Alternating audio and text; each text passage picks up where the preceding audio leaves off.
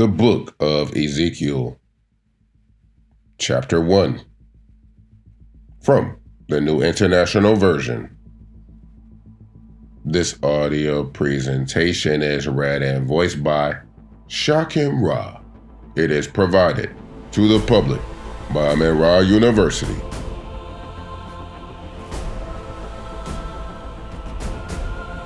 Ezekiel's inaugural vision.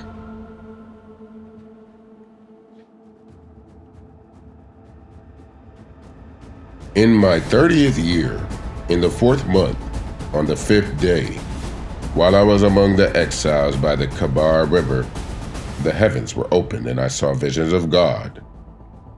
On the 5th of the month, it was the 5th year of the exile of Jehoiakim.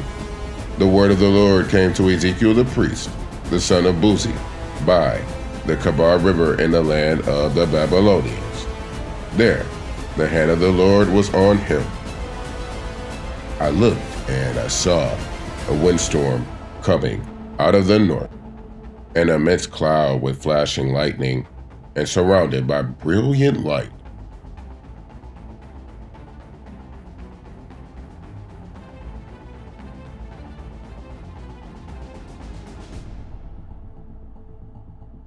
The center of the fire looked like glowing metal, and in the fire was what looked like 4 living creatures. In appearance, their form was human, but each of them had 4 faces and 4 wings. Their legs were straight, their feet were like those of a calf and gleamed like burnished bronze. Under their wings, on their 4 sides, they had human hands. All 4 of them had faces and wings, and the wings of one touched the wings of another. Each one went straight ahead. They did not turn as they moved. Their faces looked like this. Each of the 4 had the face of a human being, and on the right side each had the face of a lion, and on the left the face of an ox. Each also had the face of an eagle. Such were their faces. They each had 2 wings spreading out upward, each wing touching that of the creature on either side, and each had 2 other wings covering its body. Each one went straight ahead. Wherever the spirit would go, they would go, without turning as they went. The appearance of the living creatures was like burning coals of fire, or like torches. Fire moved back and forth among the creatures. It was bright, and lightning flashed out of it. The creatures sped back and forth like flashes of lightning. As I looked at the living creatures, I saw a wheel on the ground beside each creature with its 4 faces. This was the appearance and structure of the wheels. They sparkled like topaz, and all 4 looked alike. Each appeared to be made like a wheel intersecting a wheel.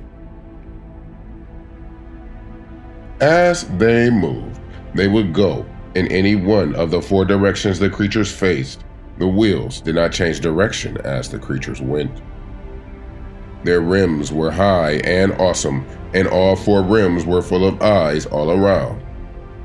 When the living creatures moved, the wheels beside them moved, and when the living creatures rose from the ground, the wheels also rose. Wherever the spirit would go, they would go, and the wheels would rise along with them, because the spirit of the living creatures was in the wheels. When the creatures moved, they also moved. When the creatures stood still, they also stood still. And when the creatures rose from the ground, the wheels rose along with them, because the spirit of the living creatures was in the wheels. Spread out above the heads of the living creatures was what looked something like a vault, sparkling like a crystal and awesome.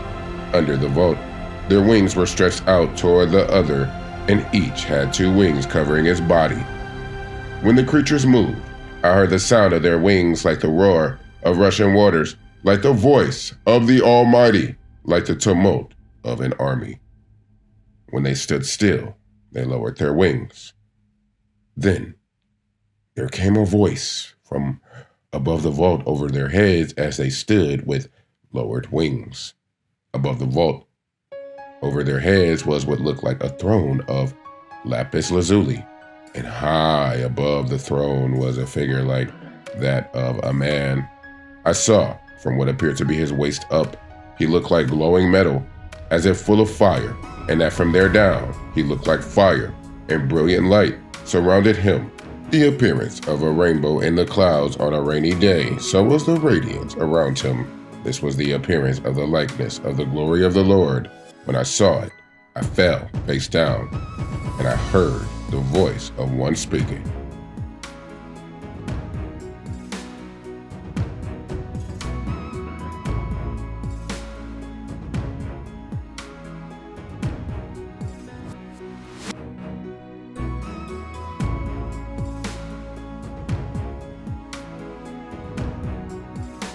Ezekiel's call to be a prophet.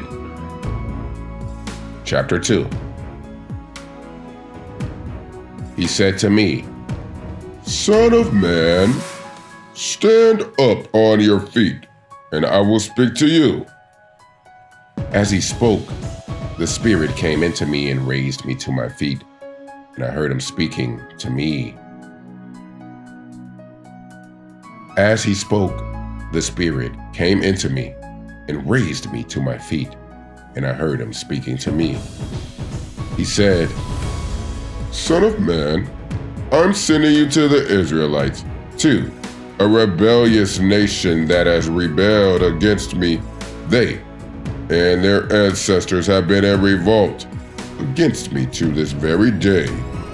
The people to whom I am sending you are obstinate and stubborn. Say to them, 'This is what the sovereign Lord says,' and whether they listen or fail to listen, for they are a very rebellious people, they will know that a prophet has been among them. And you, son of man, do not be afraid of them or their words. Do not be afraid, though briars and thorns are all around you, and you live among scorpions. Do not be afraid of what they say, or be terrified by them, though they are a rebellious people. You must speak my words to them, whether they listen or fail to listen, for they are rebellious. But you, son of man, listen to what I say to you. Do not rebel like that rebellious people. Open your mouth and eat what I give you." Then I looked, and I saw a hand stretched out to me, and it was a scroll which he unrolled before me.